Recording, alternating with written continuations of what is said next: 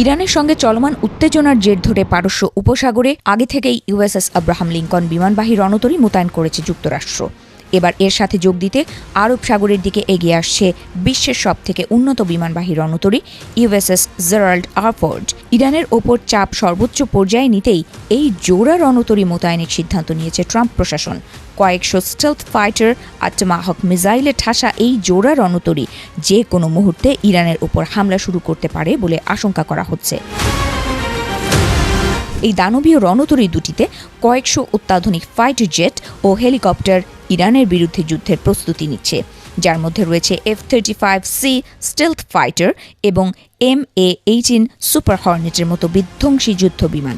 এছাড়া বিমানবাহী রণতরীতে প্রায় 2000 টন বিস্ফোরক রাখা হয়েছে, যার মধ্যে রয়েছে লেজার গাইডেড স্মার্ট বোমা, সি স্প্যারো এবং র্যাম মিসাইল সিস্টেম। এছাড়া আকাশপথে যে কোনো আক্রমণ রুখতে এতে রয়েছে স্বয়ংক্রিয় ফ্যালাংস ক্লোজ-ইন ওয়েপন সিস্টেম। সামরিক বিশেষজ্ঞরা বলছেন, ফেব্রুয়ারির মাঝামাঝি সময়ে পারস্য উপসাগরে এই দুই সুপার ক্যারিয়ারের উপস্থিতি তেহরানের বিরুদ্ধে ওয়াশিংটনকে এক অভাবনীয় সামরিক সুবিধা দেবে, কারণ দুটি আলাদা অবস্থান থেকে এই রণতরীগুলো ইরানের ওপর সমন্বিত বিমান হামলা চালাতে পারবে। প্রতিটি স্ট্রাইক গ্রুপে থাকবে F-35C স্টেলথ ফাইটার, F-18 যুদ্ধ বিমান এবং E-2D হক আই সার্ভেয়ান্স বিমান।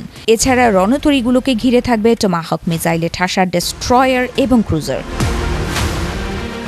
বিশ্লেষকদের মতে ইরানের বিরুদ্ধে আমেরিকা হয়তো দীর্ঘমেয়াদী স্থলযুদ্ধ বা বিমান হামলা চালাবে না, বরং তাদের কৌশল হতে পারে অত্যন্ত দ্রুত ও নিখুঁত এক ডিক্যাপিটেশন স্ট্রাইক। এর অর্থ হল সরাসরি ইরানের শীর্ষ নেতৃত্ব এবং কমান্ড অ্যান্ড কন্ট্রোল সেন্টারগুলোতে আঘাত হানা। এর ফলে ইরানের পুরো শাসন ব্যবস্থা অচল হয়ে পড়বে, সেনারা কোনো নির্দেশ পাবে না এবং সাধারণ বিক্ষোভকারীরা দেশ দখলের সুযোগ পাবে। পশ্চিমা গণমাধ্যমগুলো বলছে, ইরাকের ওপর টমাহক মিসাইল দিয়ে হামলা চালাতে পারে মার্কিন নৌবাহিনী। মার্কিন ডেস্ট্রয়ারগুলো থেকে 900 মাইল দূর পর্যন্ত নির্ভুল নিশানায় টমাহক মিসাইল ছোড়া যায়।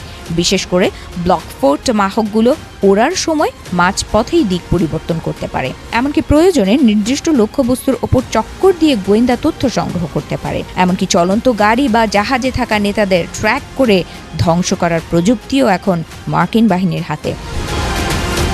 এছাড়া শোনা যাচ্ছে F-35C স্টেলথ ফাইটারের মাধ্যমে ইরানের আকাশের আধিপত্য নিতে চাচ্ছে যুক্তরাষ্ট্র। হামলার শুরুতে টমাহক মিসাইল দিয়ে ইরানের রাডার ও আকাশ প্রতিরক্ষা ব্যবস্থা গুঁড়িয়ে দেওয়া হবে। এরপর দৃশ্যপটে আসবে পঞ্চম প্রজন্মের স্টেলথ ফাইটার F-35C। এই বিমানগুলো ইরানে হামলার পাশাপাশি আকাশ থেকে গোয়েন্দা তথ্য সংগ্রহ করে চলন্ত টার্গেটগুলো শনাক্ত করবে। যদিও 2025 সালে ইসরায়েলি হামলায় ইরানের প্রতিরক্ষা ব্যবস্থা অনেকটাই দুর্বল হয়ে পড়েছে, এরপরেও ইরানের বিরুদ্ধে দ্রুত বিজয় নিশ্চিত করতে এই স্টেলথ ফাইটারগুলো হবে ট্রাম্পের প্রধান অস্ত্র। সব মিলিয়ে পারস্য উপসাগরের নীল জলসীমায় দুই মার্কিন সুপার ক্যারিয়ার স্ট্রাইক গ্রুপ মোতায়েনের বার্তা এখন দিনের আলোর মতো স্পষ্ট। একদিকে টমাহক মিসাইলের নিখুঁত নিশানা, অন্যদিকে F-35 এর স্টেলথ সক্ষমতা। সব মিলিয়ে ট্রাম্প প্রশাসন তেহরানকে এক কঠিন পরিস্থিতির মুখে দাঁড় করিয়ে দিয়েছে। তবে রণতরীর এই হুঙ্কার কি শেষ পর্যন্ত যুদ্ধের দাবানলে রূপ নেবে, নাকি আবারও কোনো কূটনীতির টেবিলে সমাধান মিলবে, তাই দেখার অপেক্ষা।